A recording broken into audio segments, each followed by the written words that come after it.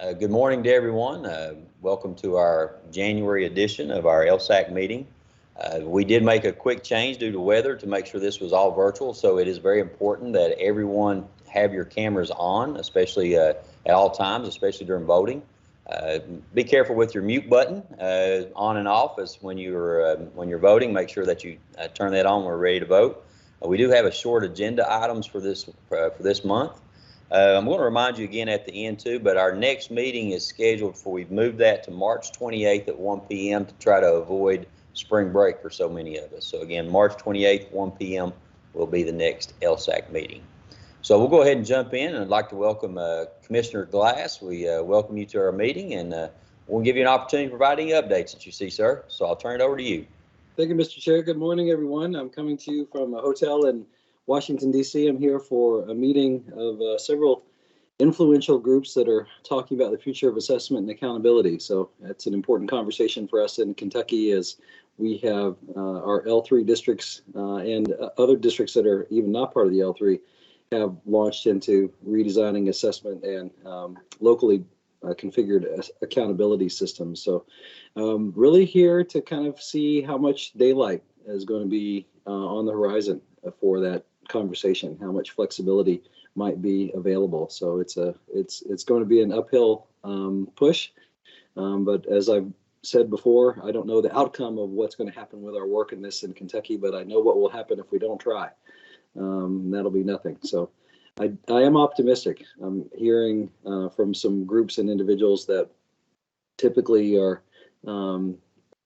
very much defenders of the status quo when it comes to assessment systems and accountability systems, that there's some willingness to look at different configurations and different weightings, and the inclusion of locally configured elements and changes to assessment systems under certain conditions. And those conditions, I think, are reasonable, that we still are paying attention to historically underserved groups, and that we are having a focus on literacy and mathematics, that those remain part of our work. So I don't think those are unreasonable places to stand. So I think there will be some space for us to work on this. But I will keep my remarks with you short, because I'm on a panel coming up here in a little bit, so I'll have to run over to that. I did want to point over to the legislative session that's sort of on pause. I guess it's going again now. They've become very creative at figuring out how to stretch a short session out into a long session. And they do it by starting and stopping the session. You may have seen in the news releases yesterday around the Coalition to Sustain the Profession released their report, the KASA group that's been working on this over the fall, came forward with a number of recommendations for supports around the teaching profession. You saw a unified front around those with Governor Beshear and with House Education Chair Tipton. Chair Tipton has been working on a bill to provide some supports to the teaching profession. I'm excited about that bill. I think it's going to contain some elements that are really positive and are in the right direction. I think some may criticize it for not doing everything. It doesn't do everything, but it does a lot of really good things. And in this climate, with this legislature and in this off-budget year, if we could do the things that are contemplated in Representative Tipton's bill, it'll be a real step forward. So I encourage all of you, when that comes out, take a close look at it and find some ways to be supportive of it. So I think it is a step in the right direction. It doesn't open up the full budget and do some of the things that are really total compensation, labor market, and staffing issues that I know that you have with your schools. And that's an underlying problem that we've got to get more traction on. But what Representative Tipton is contemplating are some really good things. I think you'll be pleased with it. Shifting gears, and I heard some of the conversation that we had going on before the meeting started around attendance. I'm concerned about that. We have had lagging attendance over the course of this year for a number of reasons, with our tornado and flood impacted districts. They had lower attendance because of those disruptions or housing disruptions, all sorts of things going on in those communities. So with the magnitude of those, that's a number of counties and independent districts in the state that were affected by that. But then we had the tridemic also hit with RSV and COVID and the flu. And we've just seen lower attendance across the board. So I think a lot of your districts were used to experiencing 95% plus attendance. I think those numbers, if we average them out, I haven't analyzed or asked to see the numbers so far, but I'm hearing lots of 70s, 80s, 90s, so much lower than what we've been used to. And some of you go through waves of that where you have an outbreak in your community or something, and then kids and staff members get better and come back, and then it hits you again. So that's the sort of nature of the tridemic, depending on which one of those is circulating in your community. But of course, in Kentucky, it has the impact on school funding because of ADA. So we are working on and talking with Representative Tipton also about some kind of continued stabilization for this current year, and then a longer term shift to enrollment calculations going forward. There's a lot of detail in that. I think we're looking at some kind of if you fall off by certain percentages, there's a stabilization or a smoothing out really of that to soften the decline in enrollment, and then going forward. Some changes around are being contemplated around shifting away from ADA completely into average daily membership or a single day count or something like that, because we have more conversation to have around that. But I think the short term fix is some kind of stabilization for funding.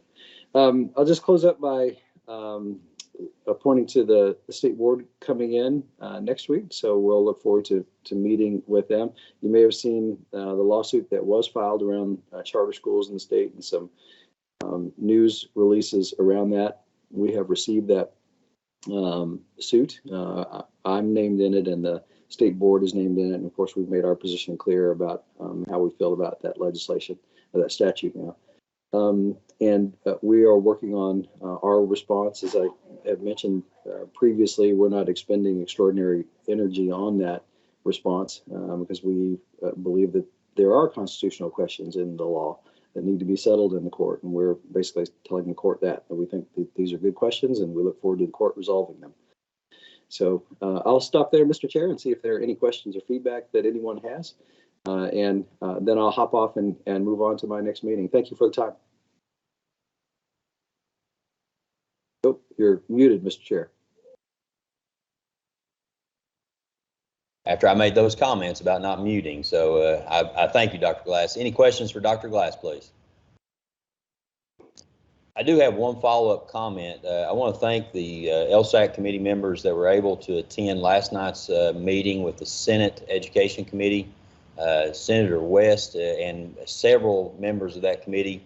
I don't know if the entire committee was a part of that meeting. It was an online meeting. We had a lot of great discussions when it comes to the potential cliff, if you will, loss of funding from loss of attendance for next year. We were able to make some recommendations. We also talked about the Coalition for Sustaining the Education, some of their recommendations that were out there. We also talked about teacher salary. So again, a lot of great input. Also, too, we talked about working conditions, student discipline, and a lot of great conversations there. It's a great opportunity for superintendents to connect with the Senate Education Committee. Also want to commend Representative Tipton for being at our press release yesterday for KASA. He did a great job, and also it's always an honor to have our governor, Governor Beshear, and also Lieutenant Governor Coleman to talk about education and their Education First plan. So again, for the superintendents that are on here and those that may not be a part of LSAC in particular, thank you for all you do. Thank you for your conversations. I truly believe that our legislators want to hear from us and they take our input. So again, always look for those opportunities.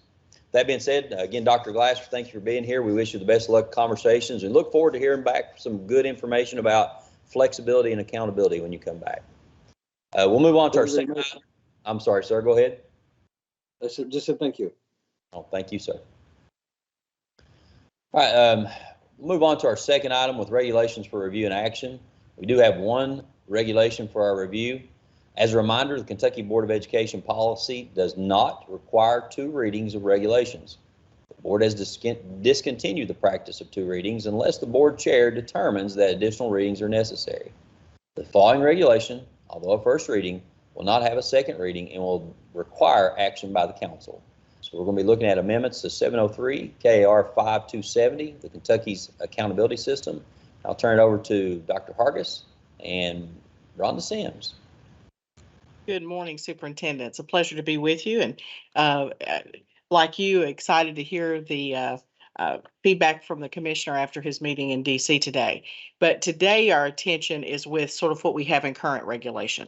And it really is an effort to align what passed in the 2022 legislative session, Senate Bill 59, and make appropriate changes in the regulation for the assessment and accountability system 703. I will notice on the cover of your PowerPoint, I think it has 705, but it Chair Fletcher gave you the correct citation, which is 703.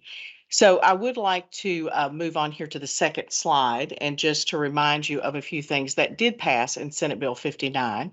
But before I do that, let me make sure my colleagues are on that are going to be presenting with me today. Again, I know many of you have had the pleasure of working with you over the years. I'm Rhonda Sims, the Associate Commissioner in Assessment and Accountability, and I have my colleague from the Office of Career and Technical Education, because much of what we're talking about today is involved with making some changes on the career technical ed side.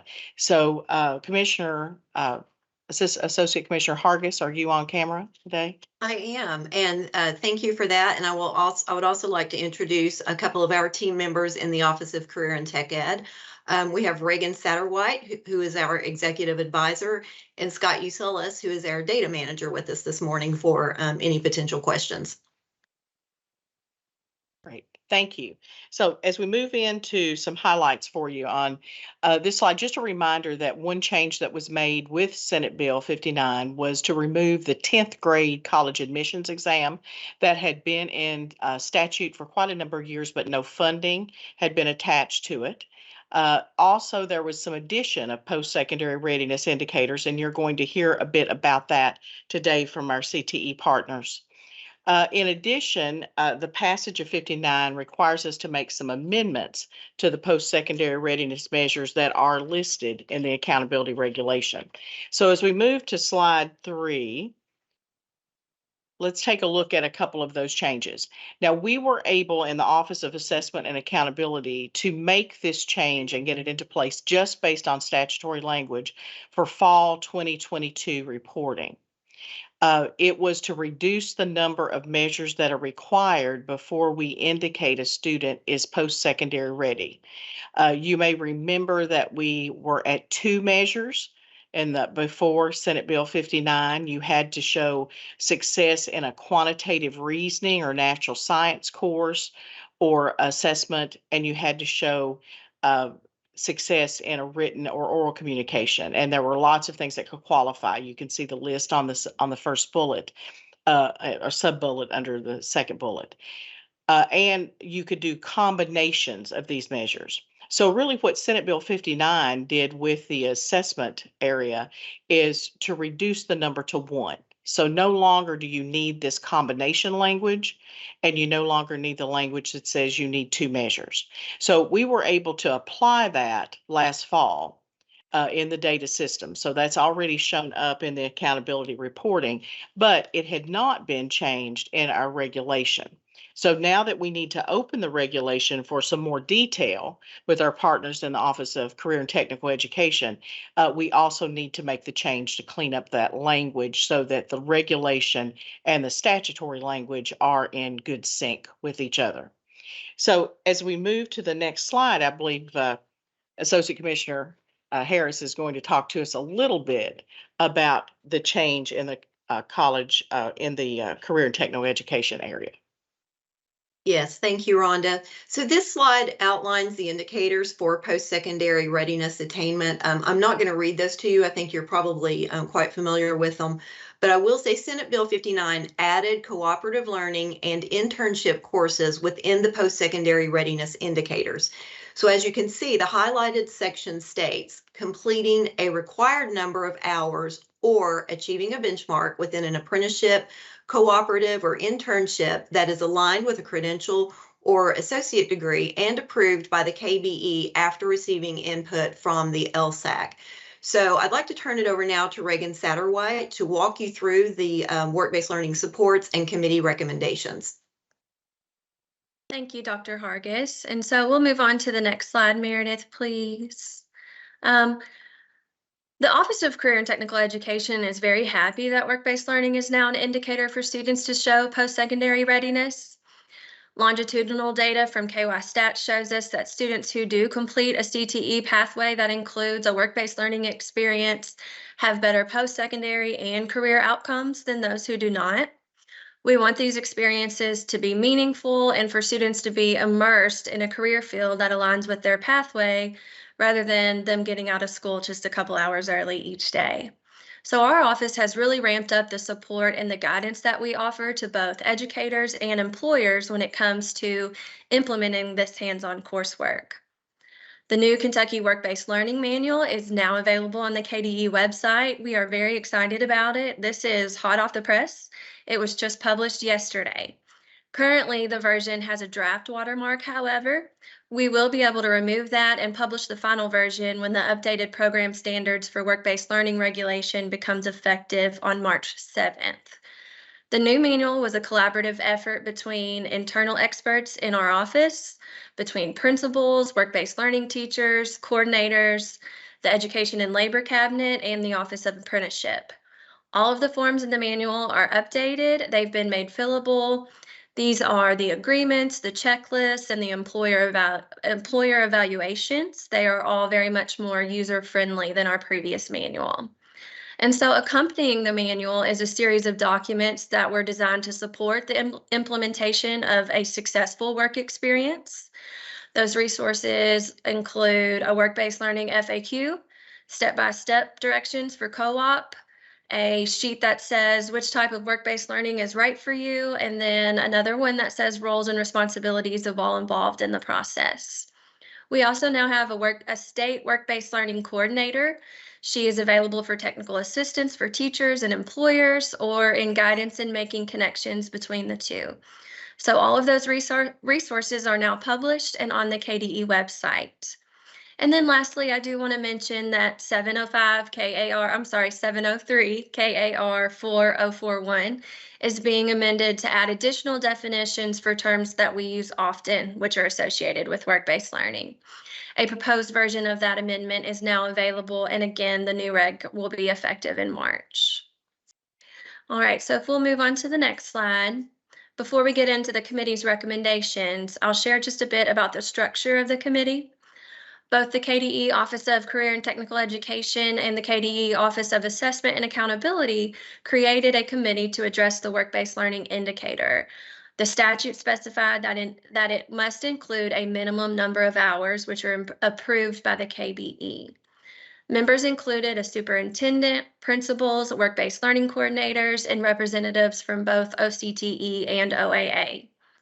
The goal was to develop a career readiness indicator that was of equal rigor to the other existing career readiness options, such as industry certifications, CTE dual credit, end of program assessments, and track apprenticeships. And so now I'll turn it over to Scott Uselis. Scott did a great job leading this committee, and he will share their process and their recommendations that they determined. All right. Thank you, Reagan. Appreciate the introduction. If we could go to the next slide, please. Yes, so once we had the committee meetings, the committee proposed several things, but to kind of synthesize it, they proposed that apprenticeship remain its own career readiness indicator with the established benchmark of achieving the Tech Ready Apprentices for Careers in Kentucky or TRAC certificate. That already exists. That existed in the previous post-secondary readiness system. The apprenticeship piece already existed, so we figured, and the committee figured, let's keep that as is, but also basically proposing a new indicator for cooperative, internship, and experience-based work. Cooperative and internship would be connected to your CTE career pathways. Those would be designed for your kids that are in pathways and are pursuing pathways. But then also experience-based work is a course code that you may or may not be familiar with. That's course code 901005. This is for your non-CTE students. So if you have kids that are working, but are not necessarily working as part of a CTE pathway, the experience-based work route would be more appropriate for those kids. It was proposed that this, again, become a new career readiness indicator measured by a required number of hours and a minimum letter grade. And to get a bit more specific on the committee recommendations, the committee recommended, after a lot of discussion, a minimum of 300 work hours to benchmark in cooperative, internship, or experience-based work courses. There are some guardrails they would like put in place to protect kind of the integrity of this indicator. So they recommended the hours may only be earned during the standard school year and during the standard school week, Monday through Friday. A student, however, may count all hours worked during the standard school week that are connected to the experience, including outside of the school day. So an example I could give of that, if you have a student that's leaving at 1 p.m.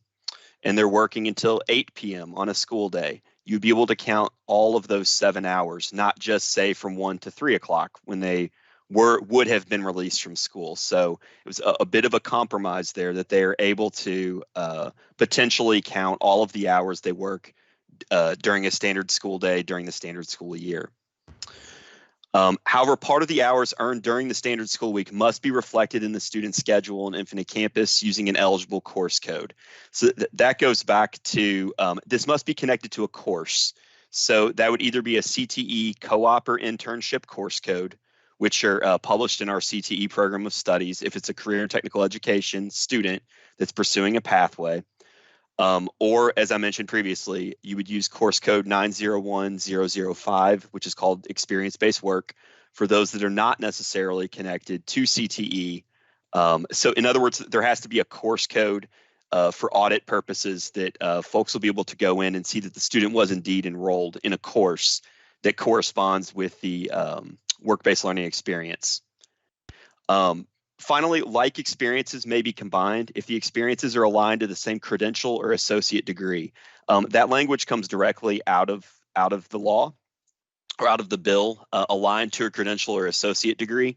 So for example, if a student was in a CTE internship, for example, their junior year in agriculture, for example, and they had a co-op in agriculture their senior year, you would be able to stack those hours on top of each other to reach that 300-hour threshold, is what the committee recommends. So with that, I will turn it back over to Dr. Hargis to kind of go a little bit deeper into some of those new indicators and what the indicators would look like. Thank you, Scott. So again, really to kind of put it into perspective and to summarize it overall, you can see the list of the proposed career readiness indicators. So as Scott talked about, the CTE end of program assessment, the dual credit option, industry certifications, the apprenticeship, including the track certificate, and then the cooperative internship and experience-based work. So these would be the post-secondary readiness indicators for the career portion. So next slide, Meredith, please. All right, so based on the committee recommendations, our proposed amendment follows as successfully completing a cooperative or internship course that is aligned with a credential or associate degree and which provides a minimum of 300 hours of on-the-job work experience during days that school is in session within the district-approved regular school year. And so we are happy to answer any questions that you have at this point. Okay, I'll open it up to questions from our members.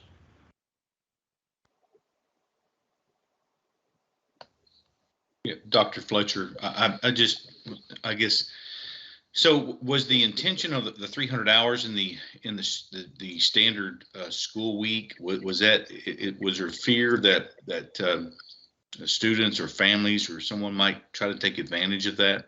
My concern is kids that might not be able to work extended hours during the regular school day or get that done during the regular school year. So if we're saying the regular school, we saying that they what if they worked over a break, like spring break, fall break? Do those hours count? Those would count because that would be within the normal school year. What wouldn't count is if they did something in the summer, and there are those are part of the guardrails, but part of the reason for that is that during a work-based learning experience, the teacher should have constant contact with the employer. Perhaps the student needs to be brought back into the classroom for some remediation. Just some communication. Perhaps there are some issues that are taking place and the student needs to be worked with. And during the summer, the teacher would not be available for the most part to take care of that. And so that's why the summer hours were excluded. Okay, thank you. And maybe I'm the only one here that has that concern. I just want to, I just always want to make sure that we're meeting the needs of all of our students, and we're focused on the whole child, and we're not just kind of pigeonhole everybody. So that is my concern about the 300 hours. Thank you. Thank you. And again, Scott, you may want to jump in and discuss, some of your committee discussions. I know you had a lot of discussion regarding the 300 hours.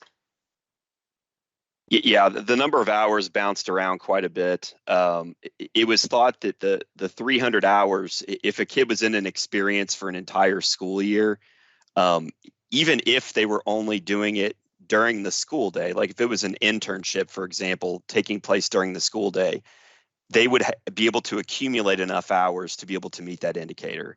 So we really gave that some thought around where does the sweet spot need to be here, while at the same time having to measure this against all of the other indicators. I think it's what Reagan said. We wanted to make sure it was as close as possible to equal rigor with the others, if that makes sense.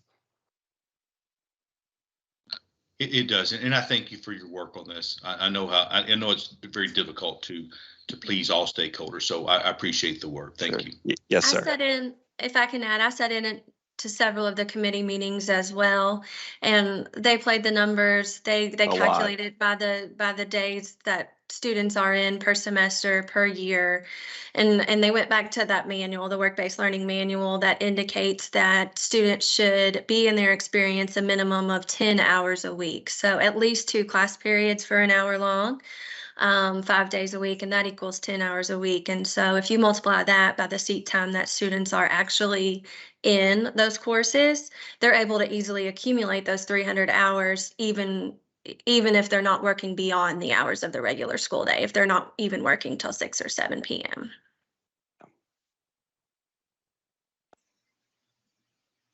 Other questions? Yes, I have written down, it was discussed that these regs would go into effect in March. Will we be able to use these for the kids in next year's reporting?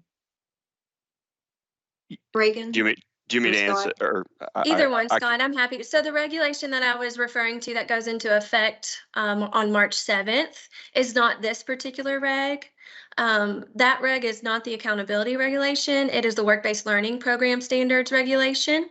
And so it does not apply to this accountability one.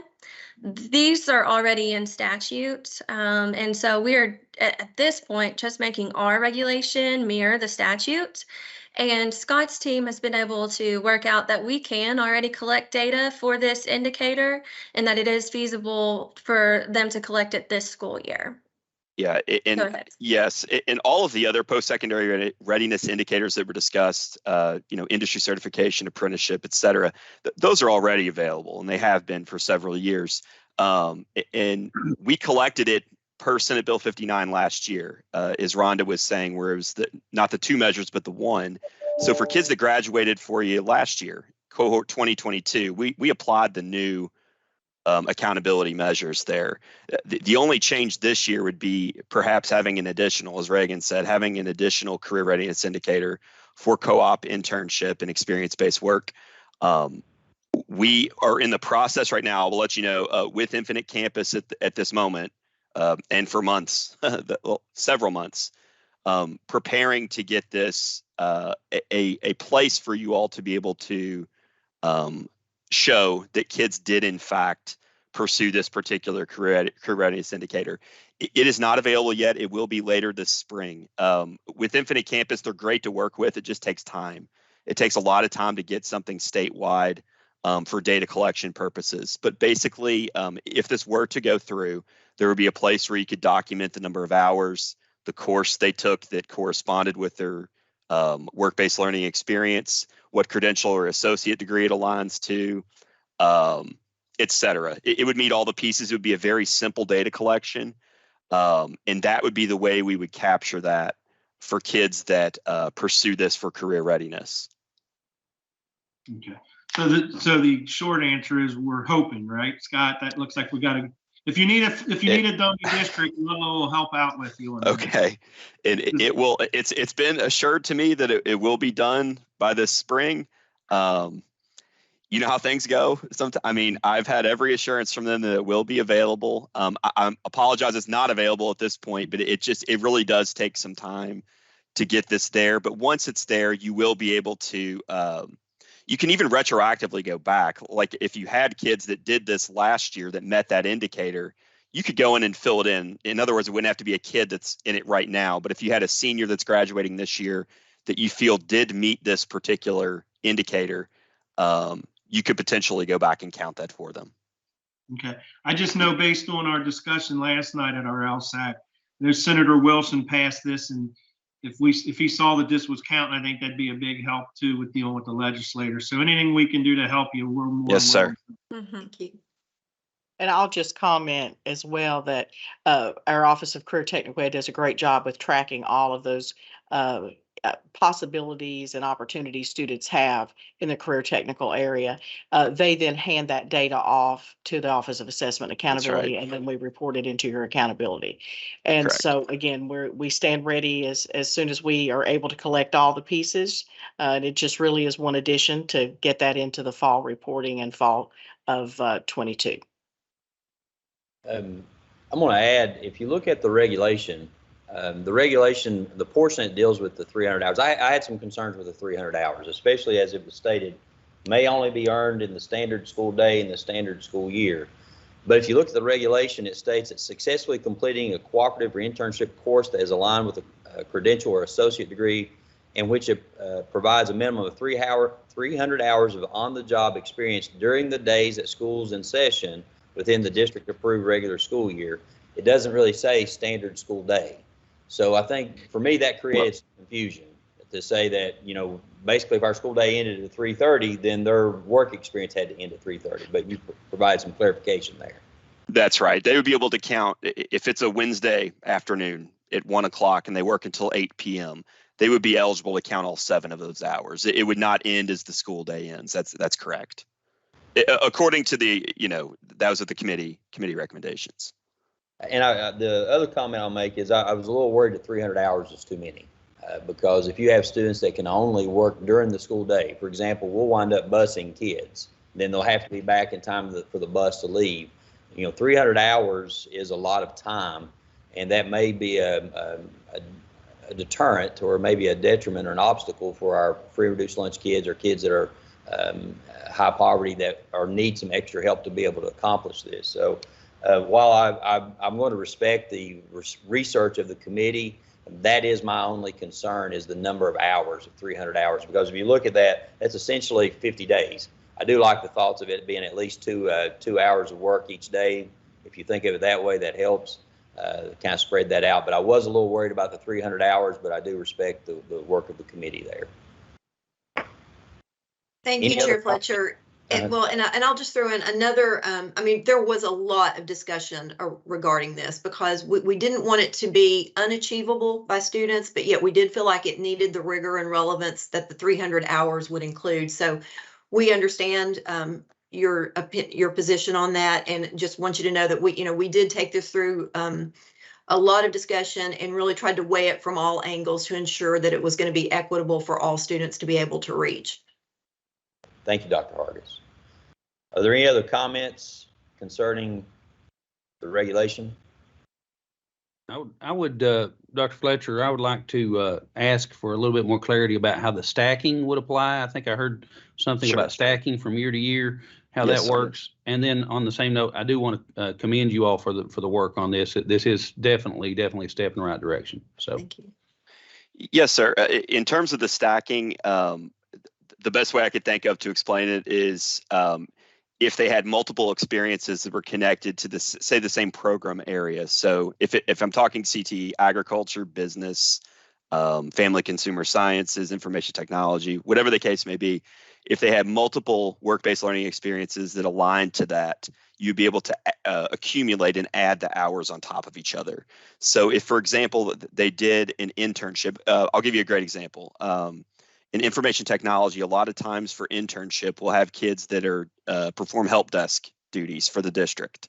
They'll do that for an hour or two a day. So I'm just throwing this out there. Say if they did it for a semester, they're getting, I don't know, 150 hours, say. And then say next year, they are able to secure employment connected to a co-op for information technology. You'd be able to add on to those 150 hours. You wouldn't start from scratch. Okay. Thank you. That's very helpful. Yes, sir. So one other comment there, just for clarification on Superintendent Burchett's question. So if a student did the information technology their junior year, but maybe their senior year, they did an ag co-op of some sort, is that also stackable? No, sir. No, sir, because it wouldn't be aligned to the same credential or associate degree. Most likely. I say that most likely. So most Scott, likely not. In theory, then a student has 2 years to get to 300 hours in one concentration. So I could do 150 hours my junior year and 150 hours my senior year in that IT example. And They could. And I have my 3. So you really have 2 full years to get to 300 hours. Yes, sir. That's correct. It doesn't all have to be it doesn't have to just be the senior year. Now, I would say it's probably the most likely Correct. time when a student has, but if they do complete something junior and senior year, yes, they would be able to stack those experiences and the hours accumulated. Okay, thank you very much. And yes, sir. Lieutenant Borchers for making that clarification, and that was stated earlier. That makes me feel better about the 300 hours, seeing that a student may have 2 years to do that. So thank you for that. I appreciate that. Yes. I'd just like to add that helps. That clarification helps me as well. Thank you. Other questions for the group?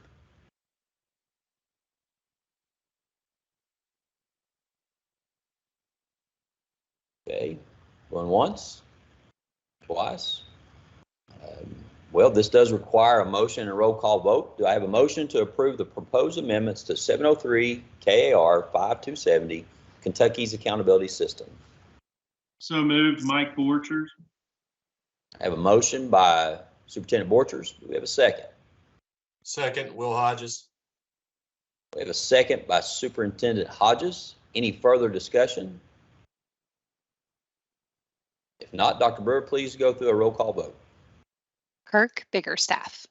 Kirk Biggerstaff, yes. Mike Borchers. Mike Borchers, yes. Harry Burchett. Harry Burchett, yes. Tom Cochran. Tom Cochran, yes. David Cox. David Cox, yes. Robbie Fletcher. Robbie Fletcher, yes. Will Hodges. Will Hodges, yes. David Raleigh. David Raleigh, yes. Kelly Ransdell. Kelly Ransdell, yes. Russ Tilford. Russ Tilford, yes. Okay, Chair. All members present have voted. Thank you so much. And again, allow me to express our sincere gratitude and thanks for the hard work that's gone into this. I agree with the comments were made. I believe this is a step in the right direction, giving our students multiple opportunities to prove and to demonstrate that they are ready for the next level. If we want to call it transition readiness, how you want to call it, I think this is another great step towards giving every student the opportunity to have that in meaningful ways. So again, thank you so much for that.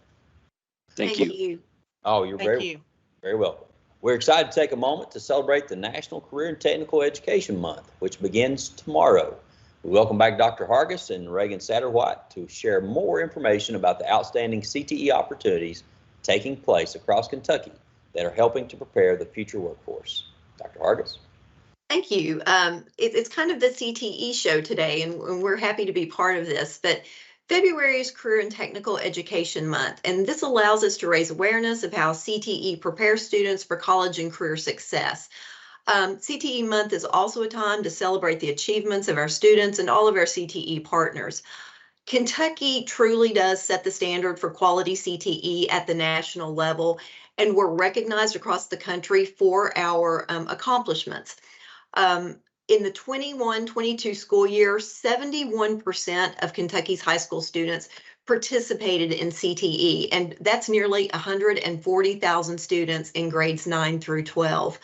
CTE also provides numerous early post-secondary opportunities, and last year, roughly 14,000 Kentucky high school graduates earned a recognized post-secondary credential. CTE students have the opportunity to earn industry certifications, dual and articulated credit at post-secondary institutions, and participate in work-based learning opportunities. Likewise, during the 21-22 school year, over 50,000 Kentucky students were affiliated with a career and technical student organization, or what we refer to as a CTSO. Our CTSOs are co-curricular organizations providing training in leadership, communication, employability skills, and they allow students to participate in numerous activities and competitive events throughout the year. Our office is committed to promoting high-quality CTE programs and pathways to help build Kentucky's workforce. And in order for us to achieve this goal and all of our goals, adequate funding is necessary. Thankfully, the 2022 state biennium budget, for the first time, included funding for all CTE programs in the state, which has truly enabled CTE across the state, regardless of their governance or location, the ability to provide instruction that mirrors business and industry. Our office will host a CTE showcase on February the 21st from 1:30 p.m. to 4 p.m. at the state capitol to highlight 32 schools and their high quality pathways. So we invite you to attend the showcase and really look forward to the Commonwealth CTE students demonstrating their skills. We greatly appreciate LSAC members and your support of CTE, and we thank you on behalf of the 140,000 plus students across the state. So in celebration of CTE month, we would like to introduce, so this is hot off the press, you're the first to see it, our 2023 CTE month video, and to offer up a special thank you to the KDE communications team for assistance with this. So Meredith, I think we're ready for the video.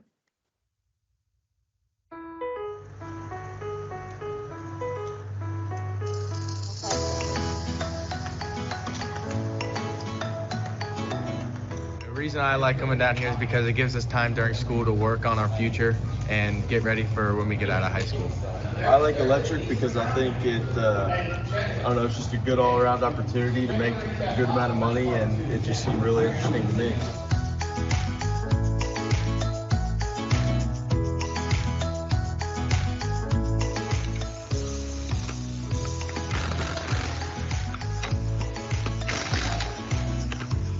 I feel honored because most schools don't have it, like the opportunity to mess with this stuff and get certified in it.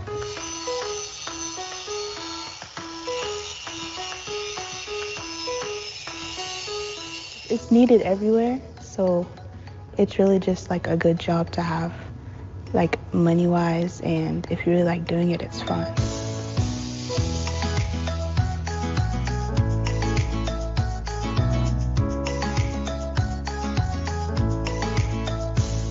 After school, I want to work like with taking blood and putting IVs in, but then a little bit later, I want to eventually become a labor and delivery nurse. I want to become a traveling nurse. Right after high school, I want to work in the phlebotomy. I want to be an orthopedic surgeon.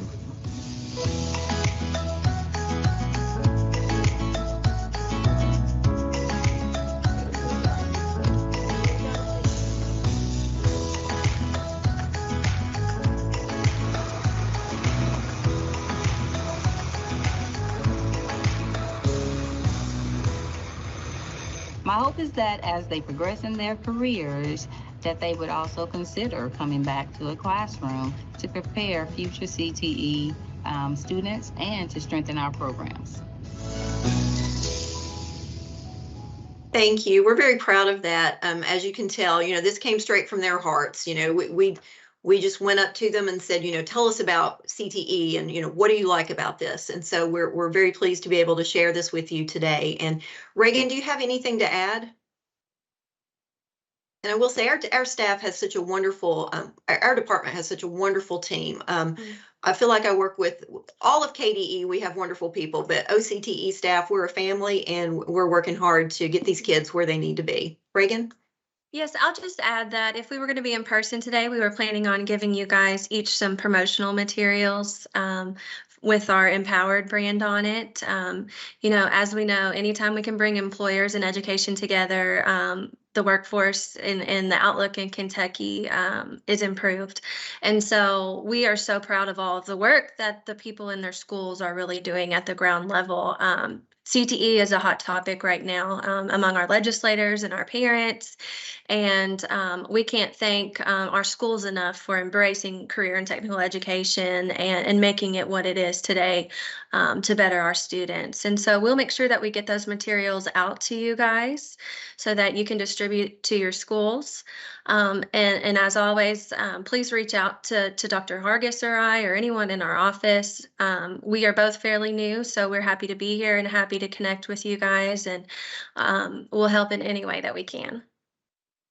Thank you very much. And Chair Fletcher, that's all we have for you today. I think Superintendent Borchers, he has a question or a comment. Superintendent Borchers. Thank you, Dr. Fletcher. First of all, that was great, and we appreciate all your help. My question was for Rhonda Sims, if she doesn't mind. Rhonda, they have another bill filed about the dual credit for this college readiness. Do you know anything about that? I kind of feel like we've covered all that and you all have done what we needed to, but I keep hearing that they feel that there still needs to be something else done with the dual credits. Are you aware of that? I personally am not currently aware of it. I'm not sure if Brian Perry is on. Do you think this is a recent bill that's been filed, Superintendent Borchers, in the 20? Yeah, it's just about the session. Yeah, it says achieving a minimum of 3 hours of dual credit by completing a course approved by KBE or qualifying for a minimum of 3 hours of post-secondary articulated credit associated with a statewide articulation agreement. It just seems like semantics, but you all are already doing that, right? It is a little bit of language cleanup, I think, that we're actually asking the legislature to help us with a little bit, because there were some things that maybe where the and the or needs to be a little different and a little bit of clarification. You will also, and I'll share this with you, notice yesterday that Dr. Brewer was able to send out a little statement that talked about the 3 hours of a course, that it's a minimum of 3 hours. That's always been the policy. But like when our Office of Education Accountability looked at the reg, they suggested that be placed in the reg. And so there's several kinds of cleanup going on here. A little bit, we're trying to align everything back to statute. And then I think there's the need for a little cleanup on the legislative side. And I don't know if Dr. Hargis or Reagan would like to share anything, but I just wanted to make sure you guys were their area. Yeah. I wanted to make sure you guys were getting credit for, I'm like, they've made all the changes, I swear. Nope, we have to still do another reg. Oh, I'm like, oh my gosh. Okay, thanks. Brian can correct me if I'm wrong, but as far as I'm aware, the only current bill that's been introduced that has anything to do with dual credit is around the dual credit scholarship. So it increases the ceiling rate for tuition for students for the dual credit scholarship, and it opens up, if it were to be approved, some opportunities for some lower grades to take some gen ed courses.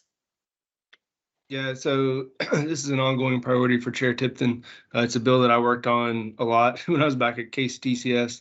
So I think this is probably year 3 or 4 for him trying to do some dual credit cleanup. For a while, we were trying to merge the two dual credit scholarships. So I think they're still trying to get that done because it's just confusing having 2 separate dual credit scholarships. And then he also wants to make sure that students that are interested in the teaching and learning pathway can utilize the full set of dual credit scholarships in that pathway. So I think there was a couple of little tweaks that had to be made to make sure that students could do that. I think what else? Oh, and then opening up by 1 year when students can start taking gen ed. So like I said, it kind of shifts every year a little bit, but it's an ongoing priority for him. And while I have you all, I don't think the commissioner mentioned it during his comments, but I did want to note that Chair Tipton has asked him to present on the 7th before his House Education Committee on teacher recruitment and retention. So specifically talking about exactly how many openings we think there are. There's been quite a bit of conversation around that. The governor's office has been using the 11,000 vacancy number. That was an annual number, not a moment in time number. And so we'll be talking a little bit about that during that presentation, but want to make you all aware of that. It'll be at 10 a.m.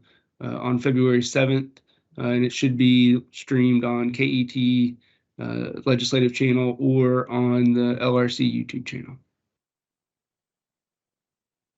Okay. Any other comments or questions from the group? If not, I do want to make a comment about for Dr. Hargis and Ms. Satterwhite for your work. And in my years of an administrator and working in education, I think that the thing I'm most proud of for our state is the focus that we've put on career and technical and the growth that we've had throughout our state to say this is important. And I think it makes our schools more relevant for all of our students when we focus not only those that are college, that are going on to a four-year college, which is extremely important, but also going on to the career technical, which is just as important. So putting those together, I think it does a great job of, and I use the word relevant because it becomes relevant for all of our students. So thank you for your work in that, and also for the growth for our Commonwealth in that area. Thank you very much. I will also say last Friday afternoon, the days are running together. I believe it was on Friday. We had the opportunity to do a webinar with the Nystrand Institute in Louisville. And so it was all about CTE and what CTE means to truly America in general, but to the state of Kentucky and how we're reaching students. So we'll work to get you the link to that if anyone is interested, or if you would share it out, because we feel like there's some good information. It wasn't just our office. There were some other CTE advocates that were in the webinar, but we believe it provided some good information and knowledge for those that may not be altogether familiar with it. Well, Dr. Hargis, if you could get that to Dr. Brewer or Ms. Ball, we'd really appreciate it, and that way she can distribute it out too. Thank you, I will. Chair Fletcher, thank you for your comments. We greatly appreciate your support. We're actually also working on some longitudinal data for the KBE members that we will share with your group as well. One thing I love about the longitudinal data is that it actually shows that students that are in career and technical education pathways have better college outcomes as well, and better post-secondary attainment once they actually get to college, because they have a plan for when they get there. So we'll be excited to show that to you. Again, I think that supports the comment about relevance. Students see it as relevant in high school and they move on otherwise. Before we adjourn, I just learned before we started this meeting that one of our members will be retiring soon. Superintendent Ransdale, I know this is not your last meeting. I hope it's not your last meeting, but I know that your district is going through and selecting your replacement. And I just want to thank you for your service on this committee. Look forward to at least one more meeting with you. And I want to give you an opportunity for any comments that you may want to make at this time.